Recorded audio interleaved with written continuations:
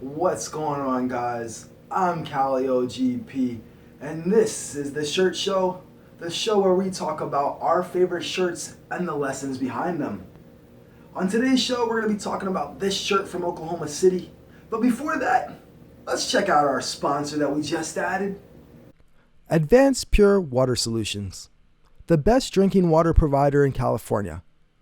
By taking bottles and deliveries out of the equation, their company can provide pure, quality water at a fraction of the cost of bottled water, while at the same time being much more ecological. To encourage companies in California to try out their state-of-the-art filtration systems, Advanced Pure Water offers a 1-week free, no-commitment trial to all new customers. Check out the link in the description to learn more information. Welcome back to the Shirt Show. I'm CaliOGP, and today we're talking about this shirt from Oklahoma City. And as you can see, I've got it tucked in because I'm not quite sure how to wear this shirt anymore. Because it does have some holes in it. It's a really old shirt. I gained a lot of great lessons from Oklahoma City, and the shirt actually came from Hertz when I worked there. So today I've got a lesson that I feel like it's going to be a good lesson. I've got 2 of these shirts, so I might bring a second lesson from Oklahoma City in the Hertz location there, but I'm not quite sure. On today's show, the lesson that I really want to get to is the fact that nobody else is going to tell you what your value is, and you have to know what your value is at all times. Otherwise, you're going to be finessed. And this is what I mean. When I first moved to Oklahoma City, I moved out there kind of on a whim. I was looking to link up with a coach that had worked with Blake Griffin. We spent some messages on Twitter. He coached at the school I wanted to go to. I thought I was going to get enrolled at the school. And then I make the big plunge to Oklahoma City, and it turns out I'm just not really that patient. I don't really have time for the big process of getting admitted to the school and, waiting for jobs to call back and, stuff like that. So, I knew that my value to my apartment complex, the people that I had just rented my apartment with, I knew my value to them was going to completely disintegrate if I wasn't able to get a job or find some way to make some money to pay rent next month. Originally, I thought I was just going to get a refund from school. I should easily be able to pay rent. But when I couldn't get into school right away, I was like, I really got to get this rent money. There's no way I can fail.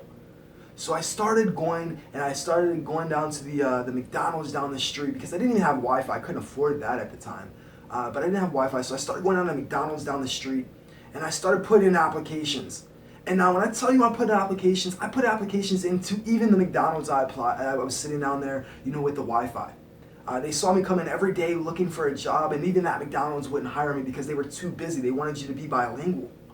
And I just didn't have that skill. So even McDonald's was telling me that my value was a little bit low at that time. And I actually agreed with that call. My value is low. I haven't proven myself here. I just got here. Nobody knows me. I've got to show some value. So I finally get a call back, and it's Hertz. Hertz calls me in for an interview. And they're not the only person that calls me back, but it was the best job interview that I wanted to get after meeting everybody. After sitting down and talking about what the position would include, how much money would be involved, and the biggest thing for me was hours. I wanted to make sure I got hours because coming from West Virginia, they don't have jobs that give you 40 hours a week. In Oklahoma City, the Hertz job that was telling me, we'll start you out at part-time, but we'll give you almost 35 hours if you really want it. Now, this job that I went to apply for at Hertz was not glamorous. And some of you are going to laugh because it was actually cleaning cars. Yeah, I know we got this mobile detail service on our site now, but we've been cleaning cars for 7 years. This is 7 years ago that we kind of, go into Hertz and learn how to clean cars. And they train me on how to clean these cars, and I do it to the best of my ability because I do take pride in my work. But at the same time, I actually got accepted to school. So now my value is like this when it was just like this. I had nothing going for me. And then I've got 2 things going for me at once, a job and I've got school. So what did I do next? Sorry, I was looking to see over here if I was out of the screen. So what did I do next? I saw that my value had increased. And I said, well, I gotta take the next step for me then. I've gotta keep increasing my value. And so every day I woke up, I tried to give myself and give the world a way to see my value, to give myself opportunities to increase that value. If there was ever a chance to do a job better than somebody else, I had to do it. If there was a chance to let somebody know something that they didn't know and maybe mentor them, I had to do that because I wanted to be a leader at the time. And so, all these guys that are cleaning cars, they're kind of just like, let's think about it. Who gets to clean cars in our society? The bottom of our society. Nobody else really wants to clean cars. I mean, Oklahoma's cold as shit in the winter. Nobody wants to clean cars. But if you don't want to clean cars, you have to have some sort of value not to clean cars. Otherwise, that's what they're going to give you. And this is how I know this. See, over at Oklahoma City, man, I became the best car cleaner. We had a team of maybe like 10 to 12, 15 people maybe. Out of all those people, I was the best car cleaner. Every month, my numbers of cars that I had cleaned quadruple what everybody else could do. I would clean the cars faster than anybody else. I would make them cleaner than anybody else. And then I would do something to go above and beyond for the client. I would try to leave a mint in the seat. Just something special for the client. Because that's where your value is. So I know my value at this point is up here. And one day, Hertz asked me to go and do something outside of my job description. And at that point, I'm like, oh shit, my value just went up some more. My value just went up again because you're asking me to do something outside of my job responsibility. At this point, they were already giving me as many hours as I wanted. I was working about 80 hours a week cleaning cars. It was making me enough money to pay my rent and have some fun and buy cars and, do whatever I wanted to do. But why work 80 hours a week when I have this value here? Right? Like, why am I not training people how to clean cars? I started asking these questions. So one day they invite me to go and do something outside my job description. It's take a car to a special client at the counter. Now, the Hertz airport is set up in Oklahoma City where the lot was away from the airport. So if you come in off a plane, you have to get bused to our lot. But if you were a special person, a VIP, a celebrity, something like that, we just bring the car to the airport for you. Why not? That's how Hertz shows its value.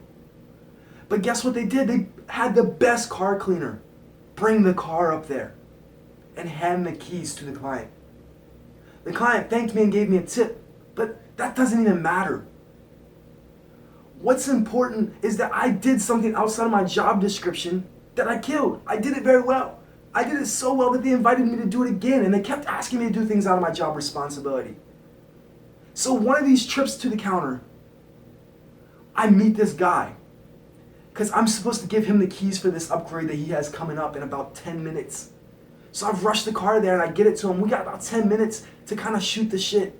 And I start asking him some questions like, hey man, do you like this job? Are you making money up here?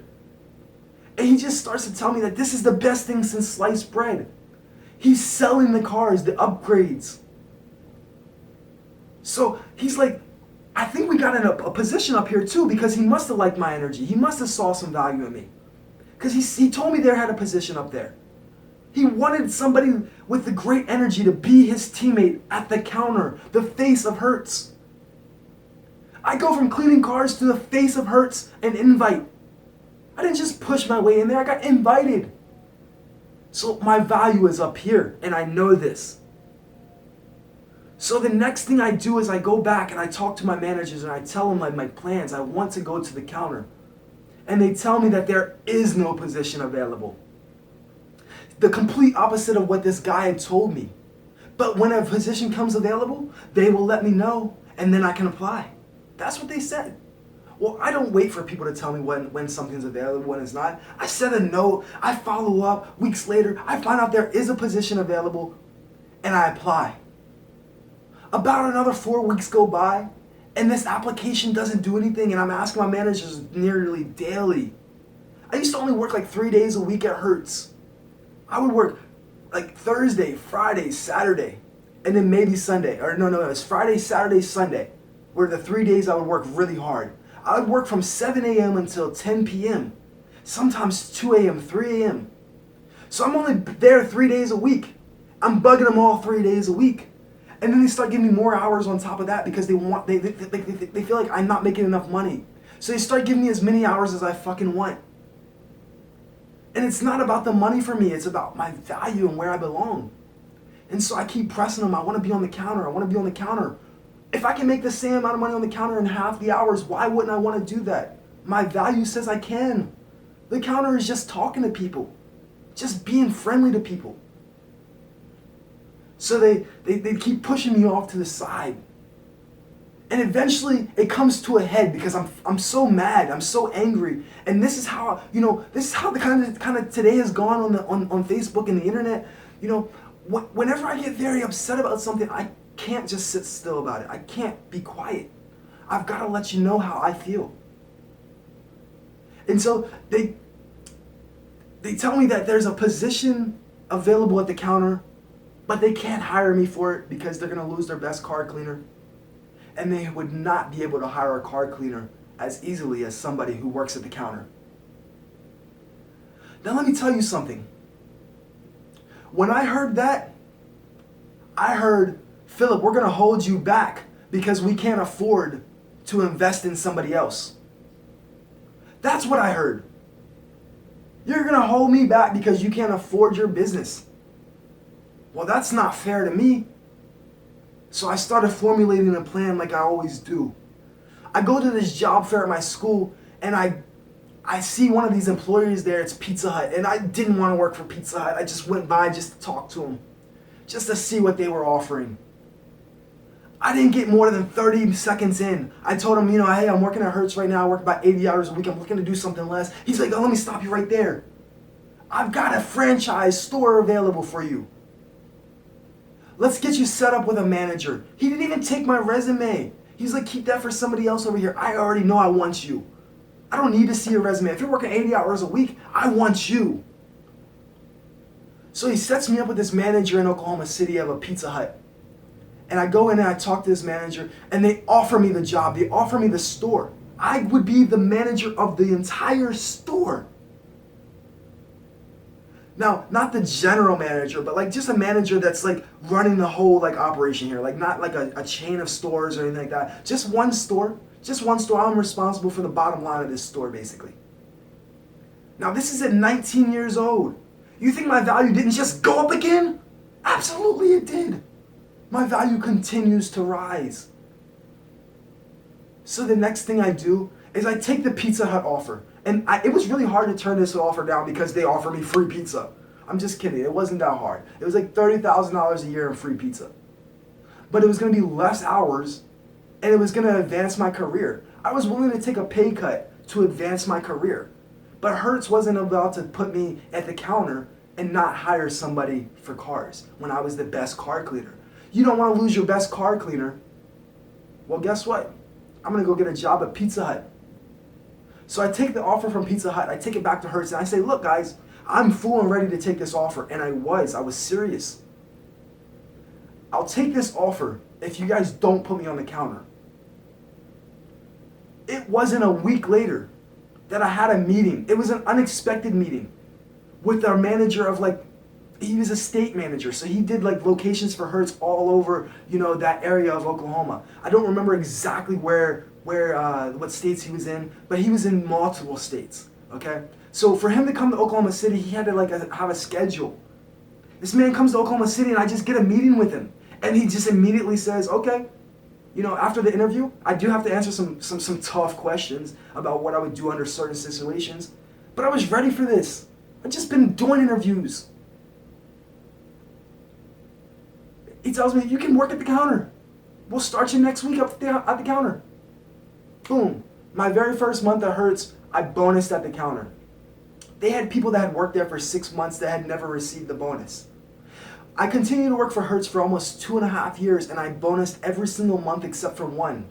The 1 month I didn't bonus was a technicality from Hertz and their union, and I quit the next month. You see, when I know my value, nobody else can take that away from me. And that's what I want you to get out of this shirt show today. Oklahoma City, drive to be the best. This was during the playoff when we had KD and Russ. And we had, I believe we had Harden that year too. Like, it was crazy to have all those guys. But yet they couldn't see my value, my potential, until I put it right in their face and said, you're going to lose all of my value if you don't give me what I want. Know your value, know your worth, live unreduced. Thanks for watching.